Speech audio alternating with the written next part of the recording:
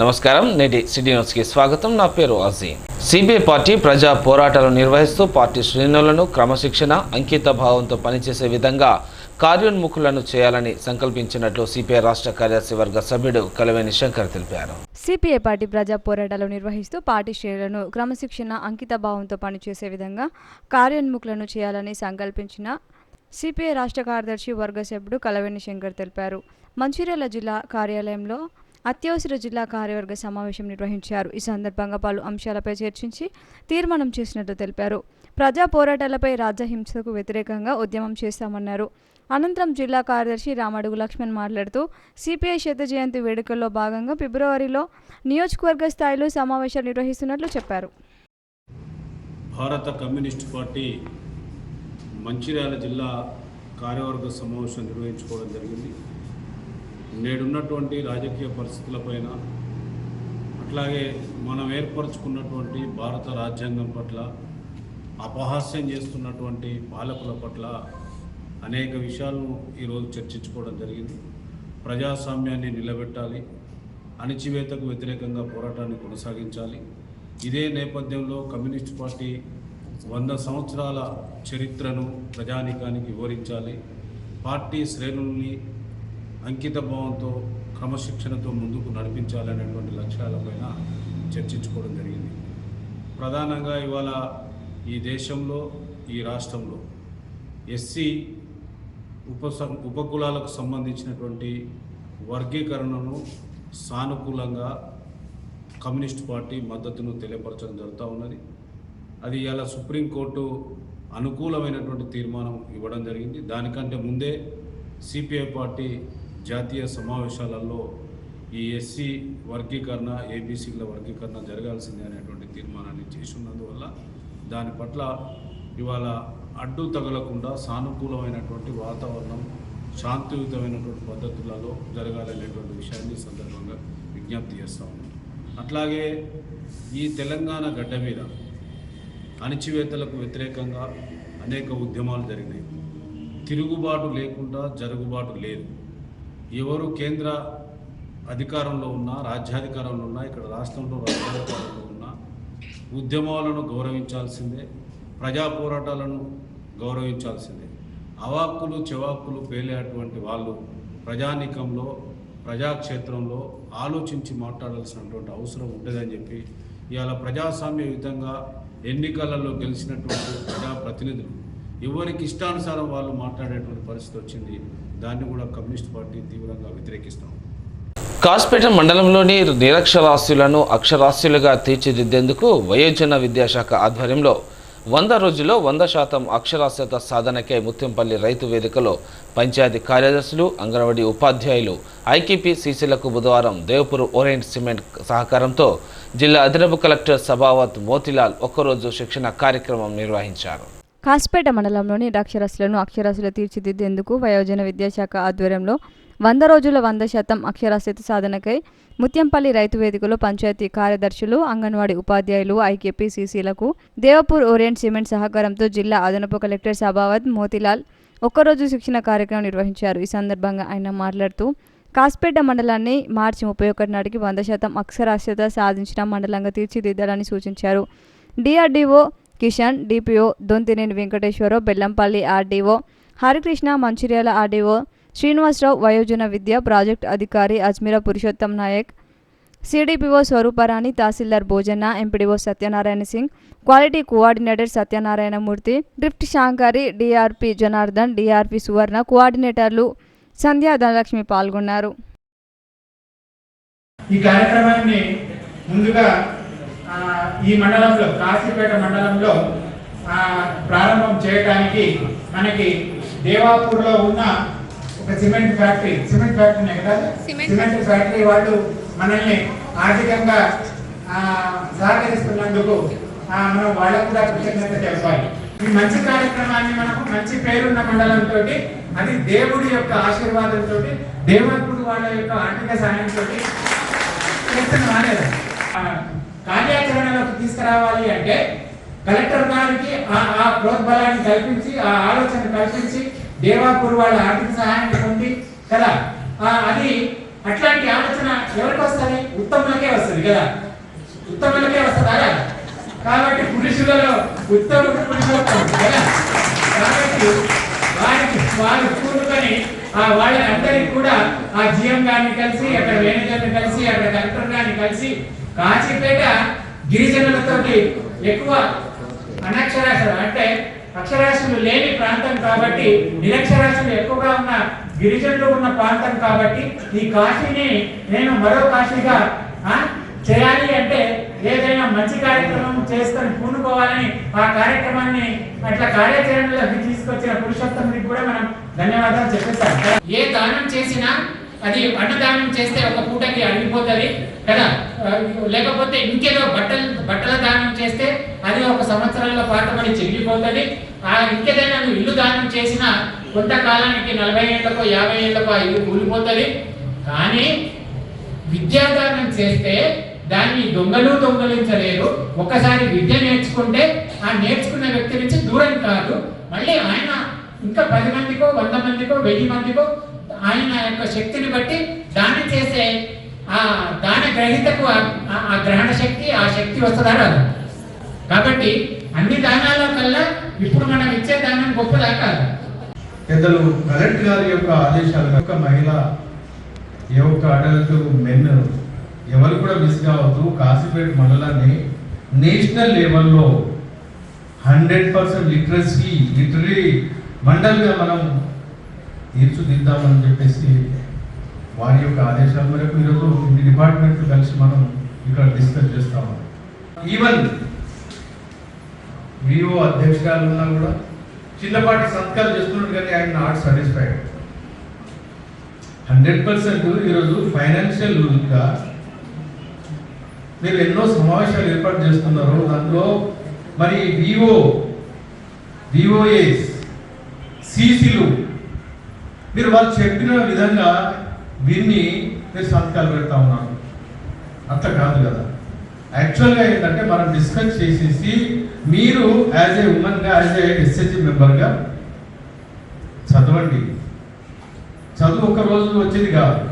ఒకసారి ప్రాక్టీస్గా, ఒకసారి పేరు, ఒకసారి అంకెలు, అట్లా రెగ్యులర్గా ప్రాక్టీస్ చేస్తూ పోతే ఊర్ల పేరు కానీ తర్వాత వేరుగా 1 2 3 4 5 6 8 9 10 వరకు కానీ అట్లా ఒక్కసారి ఏదో వచ్చేసింది కదా అని చెప్పేసి మనం పక్కన పెడితే మాత్రం ఏ విషయంలో మనం ముందుకు వెళ్ళలేము. ఒక్క ఇంట్లో ఒక మహిళ చదువుకున్నట్లయితే అది చాలా తరాల వరకు ఉపయోగపడుతుంది. ఆమెకు లిటరసీ వచ్చిన తర్వాత ఆమెలో జ్ఞానం అనేది పెరిగి, నాలెడ్జ్ పెరిగేసి వాళ్ళ పిల్లల యొక్క ఎడ్యుకేషన్ పైన కాన్సన్ట్రేషన్ పెట్టి వాళ్ళ తండ్రి otherwise busy with his work, but మనకు మహిళ అనేది చాలా చాలా ఇంపార్టెంట్. కాబట్టి మహిళలు తలుచుకుంటే సాధించేది ఏం లేదు. ఖచ్చితంగా వాళ్ళు కాన్సన్ట్రేషన్ పెట్టి వాళ్ళు ఒకవేళ గోల్ ఇది నేను సాధిస్తా అని అంటే మాత్రం ఖచ్చితంగా సాధిస్తారు. ఎస్సీ వర్గీకరణకు మద్దతుగా ఫిబ్రవరి 7వ తేదీన హైదరాబాద్లో జరగనున్న 1000 గొంతుకలు 1,00,000 డప్పులు కార్యక్రమాన్ని జయప్రదం చేయాలని తెలంగాణ ఉద్యమకారుడు దరువు అంజన్న కోరారు. ఎస్సీ వర్గీకరణకు మద్దతుగా ఫిబ్రవరి 7వ తేదీన హైదరాబాద్లో జరగనున్న 1000 గొంతుకలు 1,00,000 డప్పుల కార్యక్రమాన్ని జయప్రదం చేయాలని తెలంగాణ ఉద్యమకారుడు దరువు అంజన్న కోరారు. మంచిర్యాల జిల్లాలో ఈ సందర్భంగా మీడియాతో మాట్లాడుతూ ఎస్సీ వర్గీకరణ కోసం మందకృష్ణ మాదిగ సారథ్యంలో నిర్విరామ పోరాటం జరిగిందని తెలిపారు. కేంద్ర ప్రభుత్వం వేసిన కమిషన్లు, తాజాగా సుప్రీంకోర్టు సైతం వర్గీకరణకు సానుకూలంగా తీర్పు ఇచ్చినట్లు చెప్పారు. రాష్ట్ర ప్రభుత్వం ఎందుకు వర్గీకరణ చేయడం లేదో తెలియడం లేదన్నారు. మిత్రులారా, పులివాడల బతుకుల్లో వెలుగు నింపాలనే ప్రధాన ఉద్దేశంతో కొనసాగుతున్నటువంటి ఈ ఎంఆర్పిఎస్ ఉద్యమం గత 30 సంవత్సరాలుగా నిరంతరంగా కొనసాగుతూ ఉన్నది. ఎక్కడ కూడా ఆగకుండా కొనసాగుతూ ఉన్నది. ఎన్ని అడ్డంకులు వచ్చినా కానీ అన్నింటి అడ్డంకులను కూడా తట్టుకొని 30 సంవత్సరాలుగా సుదీర్ఘమైనటువంటి ఉద్యమం నడిపిస్తున్నటువంటి మందకృష్ణ మాదిగన్న గారికి విప్లవాభివందనాలు తెలియజేస్తూ, సుప్రీంకోర్టు ఎన్ని కమిషన్లు వేసినా కానీ అన్ని కమిషన్లు కూడా వర్గీకరణ కావాలని ఇప్పటివరకు చెప్పడం జరిగింది. రామచంద్ర కమిషన్ కానీ ఏ కమిషన్ తీసుకోండి, సుప్రీంకోర్టు సైతం మొన్న ఆగస్టు 1వ తారీఖున వర్గీకరణ చేయాల్సిందే అని చెప్పి 7 మంది బెంచీలలో 6 మంది జడ్జీలు తీర్పించినాక కూడా కేంద్ర ప్రభుత్వం కానీ రాష్ట్ర ప్రభుత్వం కానీ ఇంకా తత్సరం చేసి దాన్ని అధికారికంగా అమలు చేయట్లేదు. దేశంలో అన్ని రాష్ట్రాల కంటే ముందు తెలంగాణ రాష్ట్ర ముఖ్యమంత్రి అయినటువంటి రేవంత్ అన్న గారు మేము ఎస్సీ వర్గీకరణకు మేము అమలు చేయ లోపల మేమే ముందుంటామని చెప్పి సభా సాక్షి కూడా చెప్పడం అనేది కూడా జరిగింది. కానీ ఇంకా అది లేట్ అవుతుంది. ఎందుకు? చెన్నూరు మండలంలోని పొక్కూరు గ్రామాన్ని పైలట్ ప్రాజెక్టు కింద ఎంపిక చేసి నిధులు మంజూరు చేయడం పట్ల గ్రామస్తులు రైతులు హర్షం వ్యక్తం చేశారు. చెన్నూరు మండలంలోని పొక్కూరు గ్రామంలో CM Revanth Reddy, Chennur MLA Vivek Venkataswamy, MP Vamshikrishna చిత్రపటాలకు గ్రామస్తులు పాలాభిషేకం చేశారు. పొక్కూరు గ్రామాన్ని పైలట్ ప్రాజెక్టు కింద ఎంపిక చేసిన నిధులు మంజూరు చేయడం పట్ల హర్షం వ్యక్తం చేశారు. గ్రామంలో రైతు భరోసా పథకం కింద 704 మంది రైతుల ఖాతాలో 1,14,00,000 నిధులు, ఆత్మీయ భరోసా పథకం కింద 66 మందికి 7,92,000 నిధులు విడుదల చేసిన ప్రభుత్వాన్ని కృతజ్ఞతలు తెలిపారు. గ్రామంలోని 37 మంది అర్హులకు కొత్త రేషన్ కార్డులు పంపిణీ చేశారు. పైలట్ ప్రాజెక్టు కింద పొక్కూరు గ్రామాన్ని తీసుకున్నందుకు ఎమ్మెల్యే వివేక్ వెంకటస్వామికి కృతజ్ఞతలు తెలిపారు. ముఖ్యమంత్రి గారి కృతజ్ఞత, ఎమ్మెల్యే గారి కృతజ్ఞత, ఎంపీ గారి కృతజ్ఞత, మొత్తం రైతులకు అందరి పడ్డాయి, నాకు కూడా పడ్డాయి, నా ఊరంతా పడ్డాయి. 26 జనవరి రోజు మన డాక్టర్ వివేక్ వెంకటస్వామి గారు, అదేవిధంగా ఎంపీ వంశీకృష్ణ గారు దీన్ని ప్రత్యేక చొరవ తీసుకొని మన పొక్కూరు మారుమూల గ్రామం అయినా కానీ ఇది ఫ్లడ్ ఎఫెక్టివ్ ఏరియా, ప్రస్తుతం ఇక్కడ 90% ఎస్సీలో ఉన్నారు కనుక దీన్ని న్యాయం చేయాలనే ఉద్దేశంతో స్టేట్ లెవెల్ ఇష్యూ అయినా కానీ రాష్ట్ర లెవెల్గా మన గ్రామాన్ని ఎంచుకోవడం చాలా కృతజ్ఞత తెలుపుతున్నాం. ఎంపీ గారికి, ఎమ్మెల్యే గారికి, అదే సీఎం రేవంత్ రెడ్డి గారికి ప్రత్యేక ధన్యవాదాలు తెలుపుతున్నాం. ఆ రోజు ఏదైతే మార్నింగ్ టైంలో 25th రోజు ఈవినింగ్ వరకు ఇట్లా మీ గ్రామాన్ని ఎంచుకుంటాం, ఏ గ్రామం అని చెప్పడంతో సార్కు తెలియజేయడం జరిగింది. దాన్ని ఇమీడియట్లీ స్పందించి మీ గ్రామానికి ఏం ప్రేమ మాకు తెలియదు కానీ ఎమ్మెల్యే వివేక్ గారు ఇమీడియట్లీ స్పందించి ఆ గ్రామాన్ని ఎంచుకోండి, 100% ఆ రైతులకు న్యాయం చేసేలాగా చేయాలని అధికారులకు ఆదేశించడం జరిగింది. అట్లాగనే ఎంపీడీఓ గారు, ఎంఆర్ఓ గారికి ప్రత్యేక ధన్యవాదాలు చెప్పాలి. ఎందుకంటే వాళ్ళు చెప్పంగానే కలెక్టర్ దగ్గరతో దాన్ని చర్చించి ఇమీడియట్లీ శాంక్షన్ చేయించి, అదే నైట్ లక్ష్మణ్ గారికి చెప్పడంతో ఆయన హైదరాబాద్ ఉన్నా కానీ ఇమీడియట్లీ వచ్చి అన్నాను మేము చూసుకుంటాం, మా ఊరు ఎంచుకున్నాం. నిన్న చెన్నూరు మండలంలోని పొక్కూరు గ్రామాన్ని పైలట్ ప్రాజెక్టు తీసుకొని ఇక్కడ దాదాపు రైతు భరోసా కింద 1,50,00,000 గ్రామానికి పంపిణీ చేయడం జరిగింది. నిన్న అదేవిధంగా ఇందిరమ్మ ఇండ్లు కూడా ఈ ఫ్లడ్ ఏరియాలో దాదాపు 100-200 ఇండ్లు కూడా ఇక్కడ మంజూరైతే తప్పకుండా. అదేవిధంగా ఇందిరమ్మ ఆత్మ భరోసా కింద కూడా 70 మందికి నిన్నే రాత్రి వాళ్ళ అకౌంట్లో డబ్బులు పడ్డాయి. ఫస్ట్ టైం మన మంచిర్యాల జిల్లా కొత్తగా పథకం చేపట్టిన డబ్బులు కూడా అదే రోజు డబ్బులు ఇవ్వడం జరిగింది. దీనికి ముఖ్యమంత్రి గారికి కృతజ్ఞతలు చెప్తున్నాం. అదేవిధంగా రేషన్ కార్డుకు కూడా ఇంతకుముందు సంవత్సరానికి వచ్చేది, ఇప్పుడు అట్లా కాకుండా ఏ రోజు అప్లై చేసుకుంటే మళ్ళీ నిరంతరం సంవత్సరం పొడుగున కూడా మీకు ఎప్పుడు అప్లై చేసుకుంటే అప్పుడు రేషన్ కార్డులు ఇస్తారు. ఇంతకుముందు ఏళ్ళ కొద్ది కాకుండా ఎప్పుడు మనం అప్లై చేసుకుంటే యాక్సెప్ట్ చేస్తాను. ముఖ్యమంత్రి గారికి కృతజ్ఞతలు చెప్తూ మంచిర్యాల మున్సిపల్ 26వ ward councillor Nampally Madhavi Srinivas municipal పాలకవర్గ పదవీ కాలం ముగిసిన సందర్భంగా మున్సిపాలిటీలోని పనిచేస్తున్నటువంటి పారిశుద్ధ్య కార్మికులను శాలువలతో సత్కరించి సన్మానించారు. ఈ సందర్భంగా కౌన్సిలర్ మాట్లాడుతూ కౌన్సిలర్గా 26వ వార్డులో తన పదవీ కాలం 5 సంవత్సరాలు విజయవంతంగా పూర్తి చేసుకున్నామని, పదవీ కాలంను సహకరించి వార్డు అభివృద్ధికి తోడ్పడిన కార్మికుల్లో మున్సిపల్ పారిశుద్ధ్య కార్మికులు కూడా ముఖ్యులని వారిని సత్కరించారు. తన బాధ్యత అని అన్నారు. కార్మికులు, ఉద్యోగులు అందరి సహకారంతోనే వార్డు అభివృద్ధికి తాను చేసిన కృషి ఫలించిందని తెలిపారు. ఈ కార్యక్రమంలో 26వ వార్డు ప్రజలతో పాటు మున్సిపల్ కార్మికులు పాల్గొన్నారు. సన్మాన సమావేశాన్ని ఏర్పాటు చేసినాము.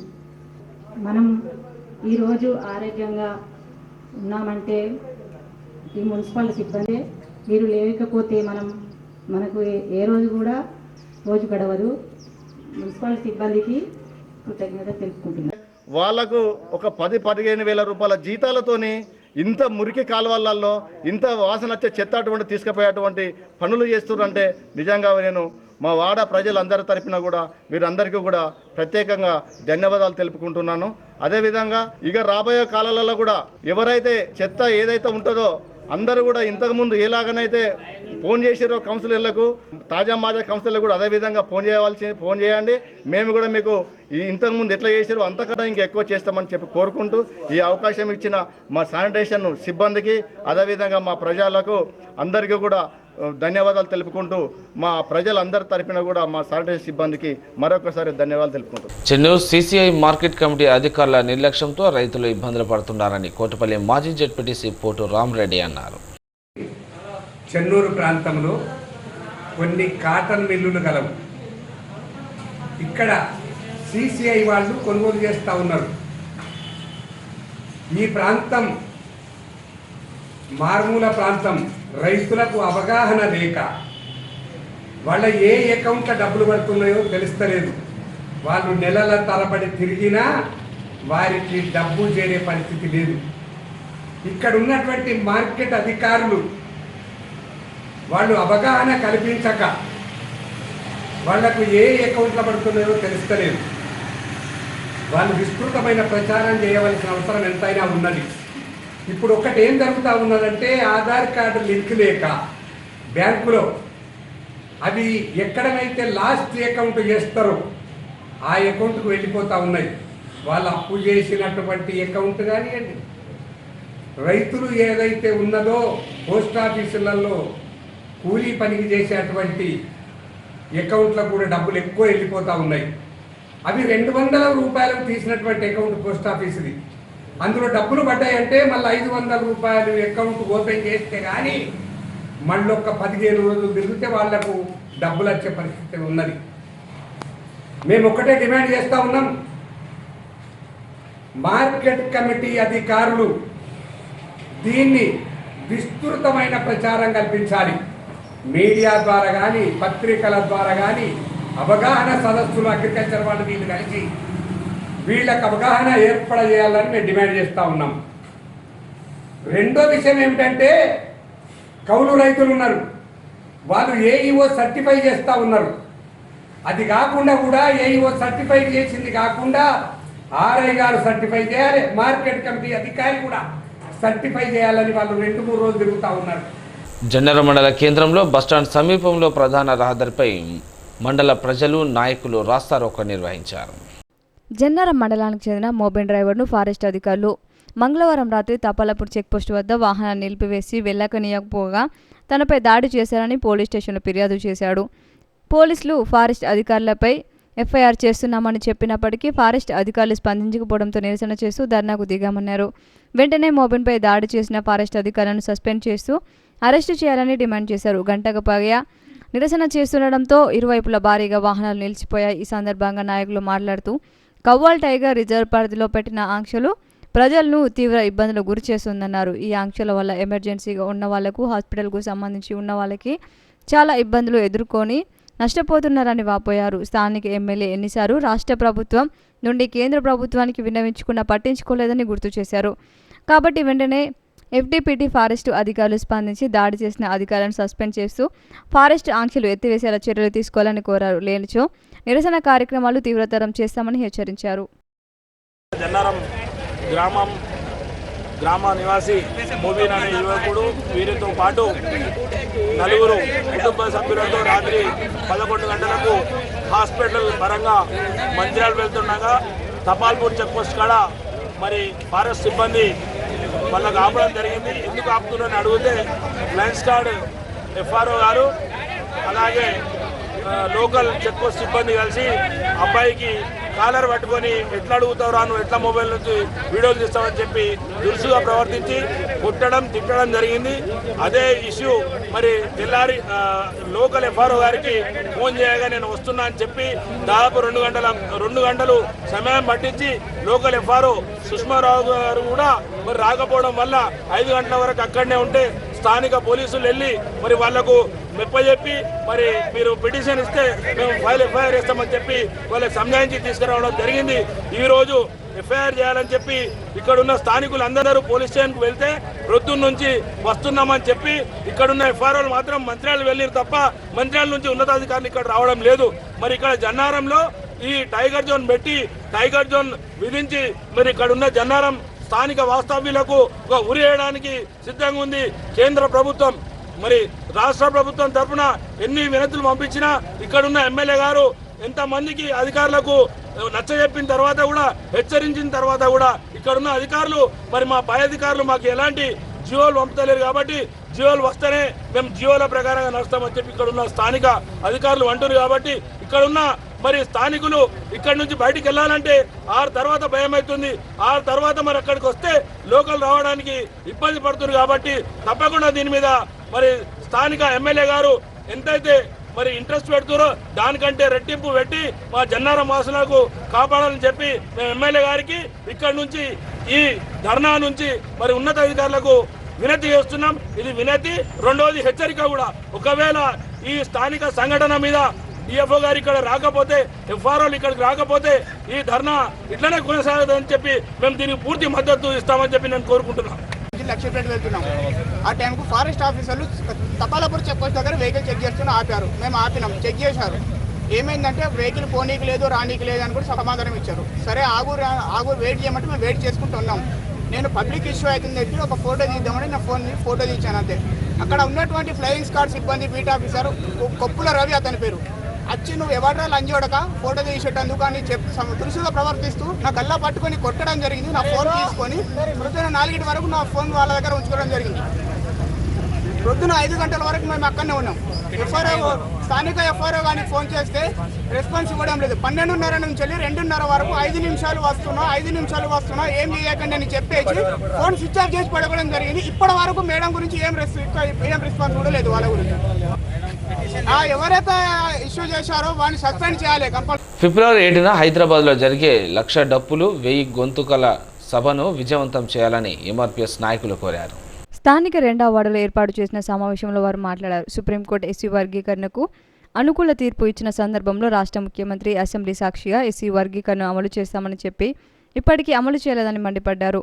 మాల సామాజిక వర్గానికి చెందిన చెన్నూరు ఎమ్మెల్యే ఈ వర్గీకరణను అడ్డుకునే ప్రయత్నాలు చేస్తున్నారని, అడ్డగోలుగా చేస్తున్న ఎటువంటి ప్రయత్నాలు మానేసి వర్గీకరణకు సహకరించిన ఎడల పెద్దపల్లి పార్లమెంట్ నియోజకవర్గంలో కాక కుటుంబానికి తగిన బుద్ధి చెప్తామని హెచ్చరించారు. రాష్ట్ర ప్రభుత్వం కూడా వెంటనే వర్గీకరణకు ఆమోదం తెలపాలని, లేని పక్షంలో ఎంఆర్పీఎస్ ఆధ్వర్యంలో పెద్ద ఎత్తున ఆందోళన చేపడతామని హెచ్చరించారు.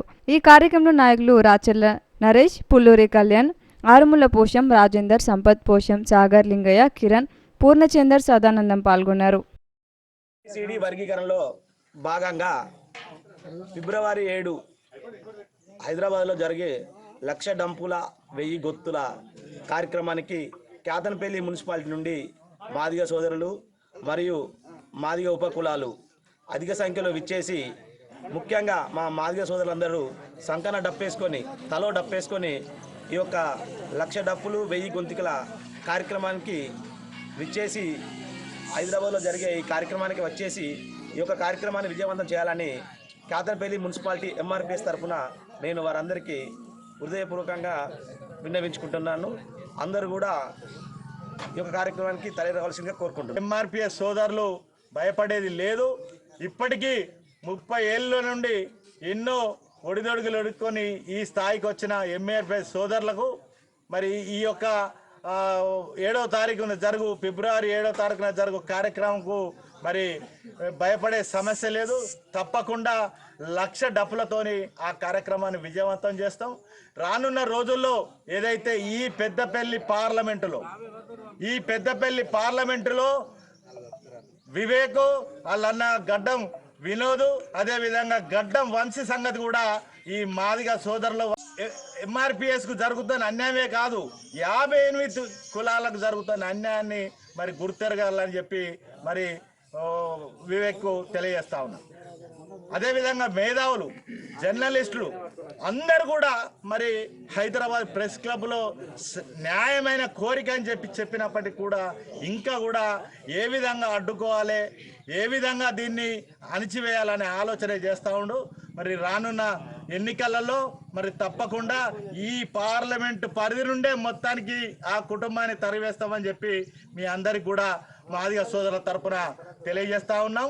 అదేవిధంగా 7వ తారీఖున కూడా ప్రతి ఇంటి నుండి కూడా ఒక మాదిగ సోదరుడు హైదరాబాద్కు రావాల్సిందిగా విజ్ఞప్తి చేస్తా ఉన్నాం. మందమరి పట్టణంలోని మున్నూరు కాపు సంఘం ఆధ్వర్యంలో బుధవారం క్యాలెండర్ ఆవిష్కరించారు. ఈ సందర్భంగా మున్నూరు కాపు సంఘం జిల్లా అధ్యక్షుడు పిట్ట లక్ష్మణ్ పటేల్, జిల్లా సత్యనారాయణ మాట్లాడుతూ గత కొన్ని సంవత్సరాలుగా మున్నూరు కాపు సంఘం ఆధ్వర్యంలో ఎన్నో సేవా కార్యక్రమాలు చేపట్టి నిరుపేదలను ఆదుకున్నామని ఆయన పేర్కొన్నారు. రాబోయే రోజుల్లో సేవా కార్యక్రమాలు కొనసాగుతాయని వారు తెలిపారు.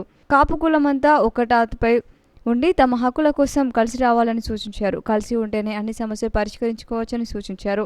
ఈ కార్యక్రమంలో పట్టణ ప్రధాన కార్యదర్శి పార్వతీ రాజురెడ్డి, మిట్ట సత్యనారాయణ, రాగం సంతోష్, గాండ్ల సంజీవ్, దాసుడు జనార్దన్, తేనెల శ్యామ్, మాదాసు కుమారస్వామి, నల్లుల వెంకటేష్, రాముడు కుమారస్వామి, పోలీస్ సకినల శంకర్, సదానందం తదితరులు పాల్గొన్నారు. 2 సంవత్సరాల నుండి మనం ఈ క్యాలెండర్ ఆవిష్కరణ చేయడం జరుగుతుంది. ప్రతిసారి ఇంకా అనేక కార్యక్రమాలు కూడా చేయడం జరుగుతుంది. మన కులాన్ని దృష్టిలో పెట్టుకొని ఏ సహకారాలైనా కానీ మనం గరీబులు కానివ్వండి, పుస్తకాలు కానివ్వండి, తర్వాత పుస్తకాలు బట్టలు కానివ్వండి, మ్యారేజ్ పోయేటప్పుడు ఇటువంటి సహకారాలు కూడా చాలా చేయడం జరుగుతుంది. అలాగే ఇంకా మనం అందరం ఒక తాటి మీద నడిచి ఇంకా మనం సహకారాలు ప్రజలకు అందించవలసిందిగా కోరుతున్నాము. అలాగే ఈ యొక్క క్యాలెండర్ ఆవిష్కరణ ఇక్కడ మందవల్ల జరుపుకున్నాము. ఇప్పుడు ఎందుకంటే కొంత మండలాల వీధిగా ఒక్కొక్క దాలా జరుపుకుంటూ వస్తున్నాం. ఇప్పుడు ఈసారి కూడా ఇక్కడ మనం మందవల్ల చేయాలనే ఆలోచనతో ఈ మందవారి క్యాలెండర్ ఆవిష్కరణ చేయడం జరుగుతుంది. నెక్స్ట్ మన మందవారి క్యాలెండర్ కూడా నెక్స్ట్ ఇయర్లో అందరం ఒకటై ఒక కమిటీ ఏర్పడి నెక్స్ట్ మందవారి నుంచి కూడా కంటిన్యూ చేద్దామని మీ అందరికీ సభాముఖంగా తెలియజేస్తాం. అయితే ఉద్యమాలు నడుస్తున్నాయో ఆ ఉద్యమాలలో మన అందరం కూడా మమేకమై నేను ఎవరికంటే తక్కువ కాదు, నేను కూడా నా హక్కుల కోసం పోరాడాలనేటువంటి ఆకాంక్షతోటి ముందుకొస్తే ప్రతి ఉద్యమంలో మున్నూరు కాపుల హక్కులు కూడా కాపాడబడతాయి. మున్నూరు కాపులకు కూడా న్యాయం జరుగుతుంది.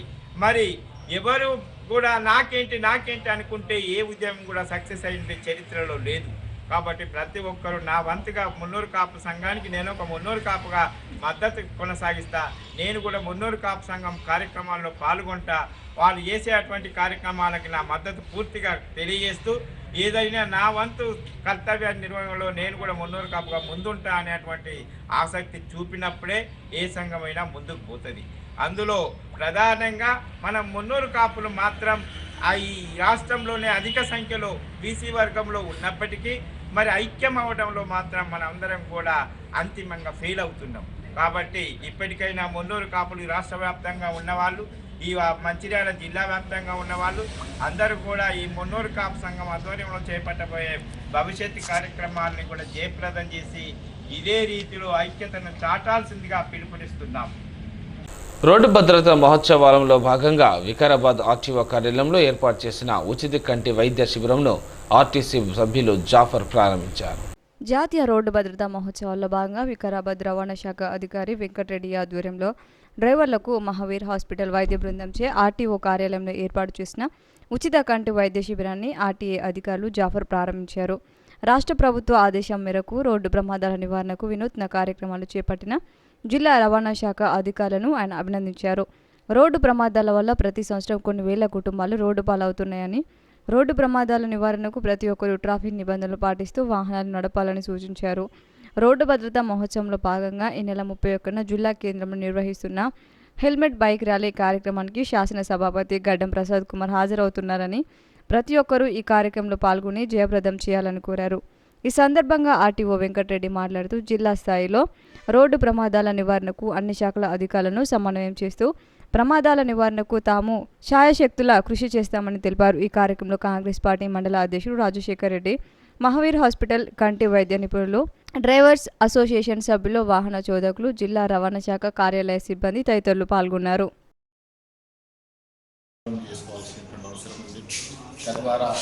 రోడ్డు ప్రమాదాల నివారణ కార్యక్రమంలో వాళ్ళ భాగస్వామ్యాన్ని వాళ్ళు నిరూపించుకోవాల్సినటువంటి అవసరం ఉంది. ఎందుకంటే 150,000 మంది ఒక దేశంలో ఈ రోడ్డు ప్రమాదాల వల్ల చనిపోతున్నారంటే కొన్ని కోట్ల మంది ప్రతి సంవత్సరం ఈ ప్రపంచంలో ఈ రోడ్డు ప్రమాదాలకు గురై తమ ప్రాణాలని సైతం కూడగొట్టుకొని కుటుంబాలని రాకవికాలం చేస్తున్నటువంటి దురదృష్టమైనటువంటి సంఘటనల్ని నివారించడానికి రాష్ట్ర ప్రభుత్వం, రాష్ట్ర రవాణా శాఖ, ముఖ్యంగా వికారాబాద్ జిల్లా రవాణా శాఖ ఎన్నో వినూత్నమైనటువంటి కార్యక్రమాలను చేపట్టడం జరిగింది. రోడ్డు వారోత్సవాల్లో భాగంగా ఉచిత కంటి శిబిరాలు కానీ, మరి ఈ నెల 31 ఈరోజు జరిగేటటువంటి హెల్మెట్ ర్యాలీ. ఆ ర్యాలీ వికారాబాద్లో గౌరవ స్పీకర్ గారి ఆధ్వర్యంలో నిర్వహించడం అనేది జరుగుతుంది. కాబట్టి ఆ కార్యక్రమానికి అందరూ వచ్చి ఒక అవగాహన కార్యక్రమాన్ని జయప్రదం చేయాల్సినటువంటి అవసరం ఉంది. మరి ఈరోజు ముఖ్యంగా సర్వేంద్రియ నయనం ప్రధానం అన్నారు. మన బాడీలో ఉన్నటువంటి అన్ని పార్ట్ల కంటే కళ్ళు అనేటివి చాలా ముఖ్యమైనవి. ఆ కళ్ళను మనం కాపాడుకోవాల్సినటువంటి అవసరం ఉంది. కాబట్టి ఈ కార్యక్రమాన్ని నిర్వహించినటువంటి ఆర్టీఏ వెంకరెడ్డి సార్ గారికి మరియు జిల్లా యంత్రాంగానికి, గౌరవ ఎంబీఐలకి మరియు వచ్చినటువంటి వాహన చోదకులందరికీ కూడా నమస్కారాలు తెలియజేసుకుంటూ ఆర్టీఏ డిపార్ట్మెంట్ తరఫున ఈ కార్యక్రమాన్ని జయప్రదం చేయాలని చెప్పేసి కోరుకుంటున్నాను. Thank you. జాతీయ రోడ్డు భద్రతా మాసోత్సవాల్లో భాగంగా వికారాబాద్ జిల్లా ఆర్టీఓ ఆఫీసులో డ్రైవర్లకు, స్కూల్ బస్ డ్రైవర్లకు కానీ ప్రైవేట్ డ్రైవర్లకు కానీ ఉచిత కంటి చికిత్స కండక్ట్ చేస్తాము. దీనికి ఆర్టీఏ మెంబర్ శ్రీ జాఫర్ గారిని కూడా వచ్చి వారి చేతుల మీదుగా ప్రారంభించడం జరిగింది. అదేవిధంగా ఈరోజు దీంతో పాటు మాకు ఆర్టీఏ మెంబర్ గారు సూచనలు కూడా ఇచ్చారు. భద్రత విషయమై సారు జాఫర్ గారు చెప్పినట్టు మా ఒక డిస్టిక్ లెవెల్లో ప్రమాదాలు నివారించడానికి అన్ని డిపార్ట్మెంట్లతో మీటింగ్ కూడా జరిపి, పోలీసు కానీ సపోజ్ వేరే ఆర్ఎండి వాళ్ళతో మీటింగ్ జరిపి ఎక్కడెక్కడ ప్రమాదానికి కారణమైన సపోజ్ కొన్ని దిక్కుల రోడ్డు ప్రమాదాలకు రోడ్డుతో బాగా ఉంటుంది, కొన్ని దిక్కుల సిగ్నల్స్ ఉంటాయి, కొన్ని దిక్కులు అట్లాంటి సంబంధిత శాఖలకు అందరికీతో కలిపి మామూలుగా మేము కూడా డిస్టిక్ రోడ్ సేఫ్టీ కమిటీ ఉంటుంది. వాటితో పాటు ఈ గౌరవ జాబర్ గారు చెప్పినట్టు మిగతా డిపార్ట్మెంట్ కూడా మనం కోఆర్డినేట్ చేసుకుంటూ ప్రమాదాన్ని ప్రతి సంవత్సరం తగ్గించుకుంటూ పోదానికి మేము కూడా శాశ్వత కృషి చేశామని తెలియజేస్తాం. నేటి సిటీ న్యూస్ ఇంతటితో సమాప్తం. తిరిగి ప్రసారమైన సిటీ న్యూస్తో మళ్ళీ కలుసుకుందాం. అందరికి సెలవు. నమస్కారం.